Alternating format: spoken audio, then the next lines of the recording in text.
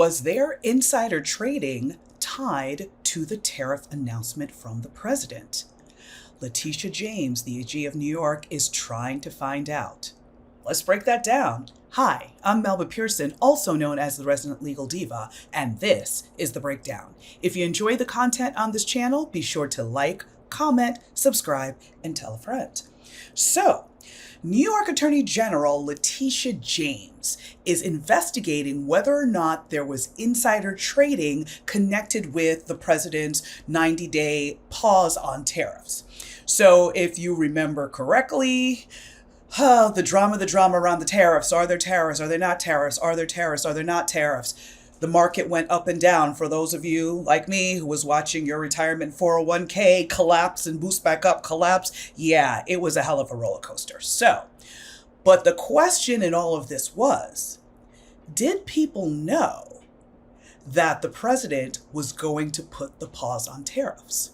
So, taking you back a minute. Before the markets opened on April 9th, everything was in a free fall. Stocks were in the toilet, folks were freaking out, and the president got on Truth Social and said, "It's a great time to buy."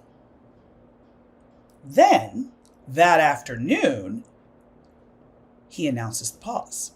So as soon as the pause was announced, the Dow Jones rebounded, went up 7.9%. The S&P 100 went up 9.5%, and the Nasdaq spiked at 12.2%. So basically, there's a recovery. So think about it. Here's what insider trading is in a nutshell, right? Stocks go down. Basement prices, super cheap, right? You get the heads up. Hey, something is going to happen to make stock prices go back up. Buy now. Boom. You buy low. Then stocks go up, you sell high. Now, if you do that as, well, I'm guessing I got lucky, that's one thing, that's not a problem. But if somebody gave you inside info telling you, hey, buy now because this is about to happen, and it does happen, that's insider trading. So basically, there's folks who knew that this little game that the president was playing could be used to their best interest. And they got the heads up in advance that the tariffs were going to be paused, meaning that the markets were going to spike and they were going to make a ton of money. So AG James is looking into that because, again, she is the Attorney General of the state of New York. The stock exchange is located in the state of New York, so she has wide latitude to be able to investigate these types of matters, even though it's on the state level. Because, again, the question is, was this fraud done from a federal perspective? But it still impacts the state because, again, the fraud would have been committed in New York State. The buying of the stocks would have happened or ended basically in New York State. So that's where the connection happened. Hope everybody's still with me on that. So she's looking into it, but what happens next? Of course, you already know the playbook. The president starts making all these claims, and next thing you know, she's being investigated by the DOJ. Surprise, surprise! Yeah, to no one, all right? So now the investigation is centered around her housing. So she owns a place in New York, obviously. She's a New Yorker to the core. And it was, at one point, a 5-family residence. When she bought it, she made it into a 4-family residence, meaning only 4 families or 4, different areas of the house or areas of the property were designated for 4 families.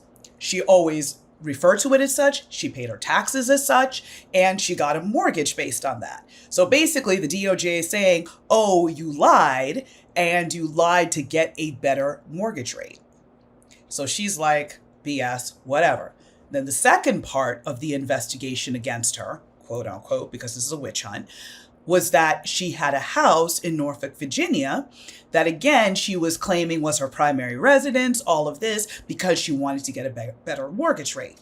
She's like, hello, that's my niece's house. I helped my niece buy that house. She lives there full time. I do not live there. I live in New York. I am the Attorney General for the state of New York. I live in New York. See, look at all the paperwork.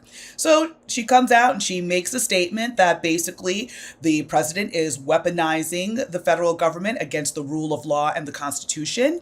And she said, I will not be intimidated by bullies, no matter who they are.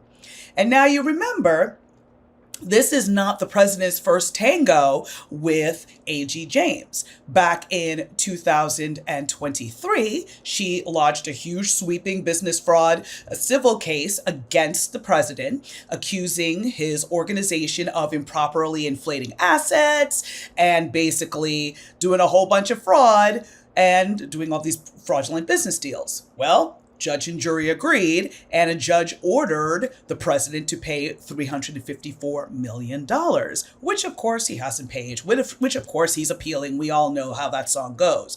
But again, this is part of that broader pattern of, if you launch an investigation, if you ask questions, if you raise your voice, immediately the government is being weaponized against you, and all of a sudden you're going to get jammed up by a whole bunch of investigations. But let me let all of you be very clear on this, okay? The great Letitia James, Attorney General for the state of New York, is about that life. She's going to stand 10 toes down, stare him in the face, and keep pushing forward using the law, using the facts, and using everything legally at her disposal to bring him to justice. Listen, she's like, you want to dance again? You remember how it went last time?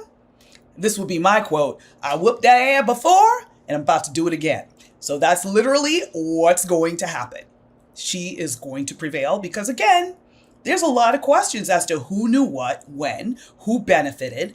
There's no names right now being mentioned as to who the targets are. But of course, if I had to guess, she's looking at his inner circle. And again, she's going to be looking at the numbers. Because next thing you know, she can subpoena bank records and she can look and see who had a big old spike in between the morning of the 9th and the evening of the 9th. So stay tuned, because this investigation is going to get juicy. I'm Melba Pearson, also known as the Resident Legal Diva, and this was The Breakdown. Don't forget, if you're liking the content on this channel, subscribe, like, comment, and let everybody know that we're over here bringing facts, and we are the resistance. Take care. In collaboration with the Midas Touch Network, we just launched the Legal AF YouTube channel. Help us build this pro-democracy channel where I'll be curating the top stories, the intersection of law and politics. Go to YouTube now and free subscribe at Legal AF MTN. That's at Legal AF MTN.